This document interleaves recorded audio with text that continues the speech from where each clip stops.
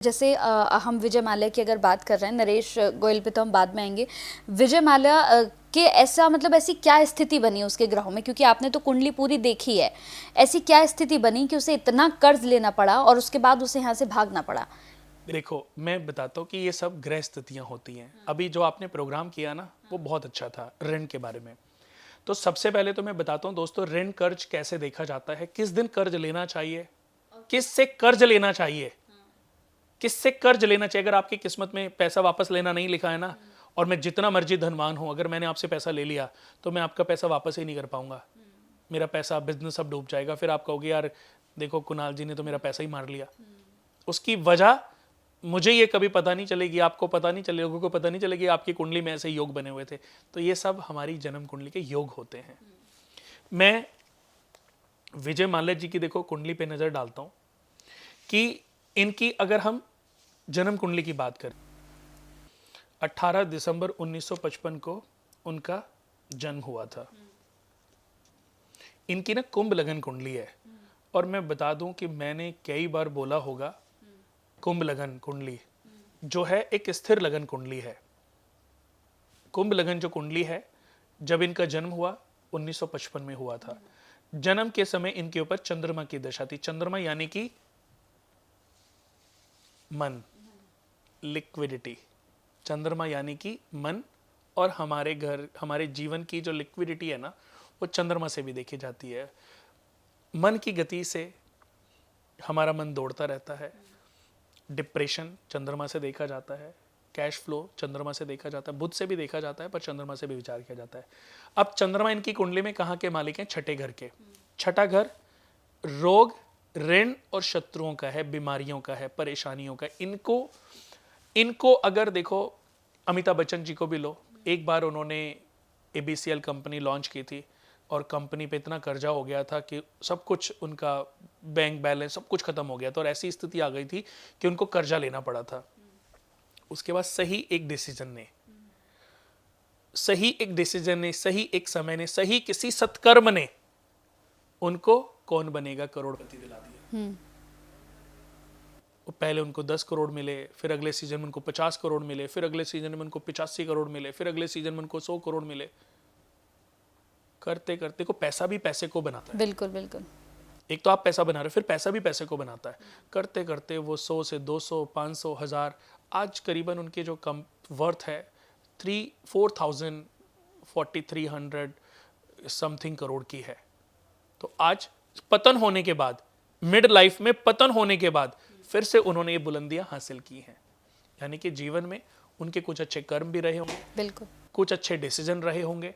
बहुत अच्छे कर्म वाले लोग भी होते हैं पर जीवन में कुछ गलत डिसीजन ले लेते हैं।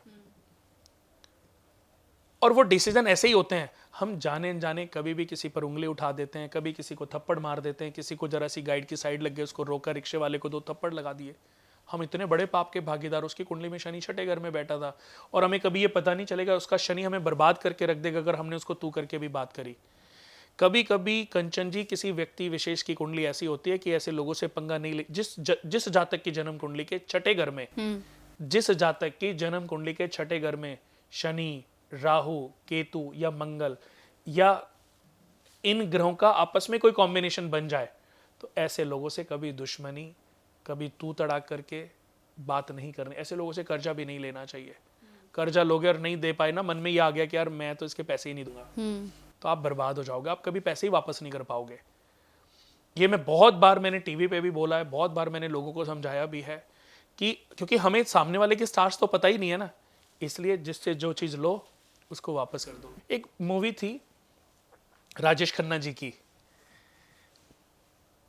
कि वो मेरे ख्याल से रोटी कपड़ा और मकान थी, कोई ना कोई मूवी थी। उसमें बहुत सारे लड़के, बहुत सारे लोग जो है, एक लेडी थी, उसके ऊपर पत्थर मारने के लिए खड़े हो जाते हैं, उसको पत्थर मार रहे होते हैं। तब राजेश खन्ना उनको रोकता है और कहता है कि तुम्हें शर्म आनी चाहिए, तुम खुद पापी हो और तुम इसके ऊपर, इसके पाप का सजा इसको दे रहे हो।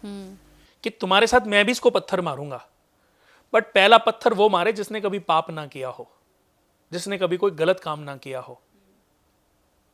सुना है आपने कि नहीं? बिल्कुल। पहला पत्थर वो मारे जिसने पाप ना किया हो, वो पापी ना हो। तो एक भी इंसान पत्थर नहीं मार पाता। तो अगर दुनिया के हर व्यक्ति को ये बात पूछो ना कि आप उसको गाली दो, विजय माल्या को, आप सबको गाली दो, लेकिन वो बंदा दे जिसने कभी जीवन में किसी से पैसा उधार ना लिया हो, जिसने किसी को कभी चीट ना किया हो, जिसके मन में ये भाव उत्पन्न ना हुआ हो। अभी तो बैंक की अपनी लड़ाई है, बैंक के अपने, और फिर मैं कहता हूं कि उससे ज्यादा की प्रॉपर्टी उसकी यहां पर है। तो वो तो उन्होंने कई बार, विजय माल्या जी ने कई बार बोला था कि मैं तो बैंक का, मुझे लोन, मेरा जो ब्याज है, इंटरेस्ट जो है, उसको माफ किया जाए, जो 1200 करोड़ समथिंग था उसको माफ किया जाए, उसको थोड़ा कम कर दिया जाए। मैं पैसा जो है वो तो लौटाना, मेरी तो प्रॉपर्टी है ना अभी। बिल्कुल। लेकिन अभी तक कोई, देखो इसके बीच में ना ये राजनीतिक चीजें, बिल्कुल बिल्कुल। इसमें जितना हम उतरेंगे ना, उतना समुद्र में उतरते हैं ना उसकी गहराई का पता चलता है कि अरे कितना गहरा है, हमें तो पता ही नहीं था। तो ऐसे ही इसमें कितने आज भी भारत में रहने वाले अधिकारी, सुपर अधिकारी, गवर्नमेंट लोग, कितने बैंक के लोग इन्वॉल्व हैं, आप सोच भी नहीं सकते। जब पर्दा खुलेगा, अगर मोदी, वो क्या नाम है, विजय माल्या जी चाहें, बट उन्होंने कभी किसी का नाम नहीं लिया कि नहीं कभी ये मेरे काम आया था, मैं इसको फंसाना नहीं चाहता। लेकिन उनकी कुंडली की हम बात करते हैं, देखो उनकी कुंडली कुंभ लगन कुंडली है। कुंभ लगन कुंडली अमिताभ बच्चन जी की है, सलमान खान की है, मायावती जी की भी है। बहुत बड़े बड़े लोग हैं जिनकी कुंभ लगन, बहुत बड़े इंडस्ट्रियलिस्ट होते हैं। किसी के भी करप्शन होने की वजह अगर मैं इस जन्म कुंडली में देखूं तो है नहीं। इनकी नीयत जो है व्यक्ति की सेकंड हाउस से देखी जाती है, पंचम भाव से देखी जाती है। 5वें घर के मालिक बृहस्पति 7th हाउस में बैठे डे टू डे इनकम में। आज भी अगर वो उनकी संपत्ति उनको वापस दी जाए, अगले 6 साल में वो 20,000 करोड़ की संपत्ति पैदा कर सकते हैं, वो इतना पैसा कमा सकते हैं, इतनी स्ट्रांग कुंडली है। ये हुआ था मार्च 2016 में। इनके ऊपर 69 to 87 राहु था। 3 से लेकर के 87 से 2003 तक इनके ऊपर बृहस्पति था। इन्होंने अपनी जीवन की सबसे ज्यादा तरक्की, सबसे ज्यादा ग्रोथ, सबसे ज्यादा अच्छा मुकाम इसी पीरियड में बना लिया होगा, नेम फेम।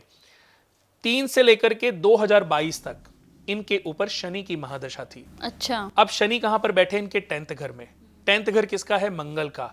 मंगल और शनि की आपस में पटती नहीं है। शनि और राहु दोनों 10th घर में बैठे। इनकी तरक्की के भी कारण देखो, शनि देव हैं, साथ में राहु भी बैठे हैं, कि व्यक्ति जाने अनजाने कुछ ना कुछ ऐसी गलतियां, पाप कर्म भी कर लेता है जिसका खामियाजा उसको भुगतना पड़ता है। अब इस समय शनि के अंदर जो अंतर्दशा है, जो महादशा है, वो 2022 से लेकर के 2039 तक बुध की चल रही है। और मार्च 2016 में 2003 से 2022 तक इनके ऊपर शनि की महादशा थी। 2016 के अंदर राहु की अंतर्दशा आई थी। अच्छा। राहु हमारी बुद्धि को भ्रष्ट कर देता है। राहु हमारे माइंड को प्रभावित करता है, मस्तिष्क को प्रभावित करता है। विदेश यात्रा भी राहु से देखी जाती है।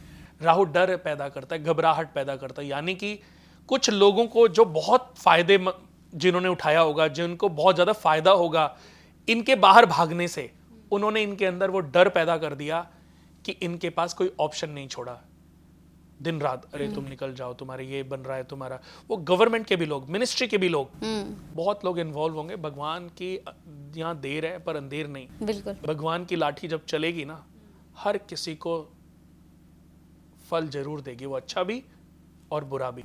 इसलिए मैं कहता हूं, जाने अनजाने हम किसी को, यार तू बुरा है, तू बुरा है, क्यों इसके बोलने से मेरे 5 लाख किस्मत में से खराब हो जाएंगे?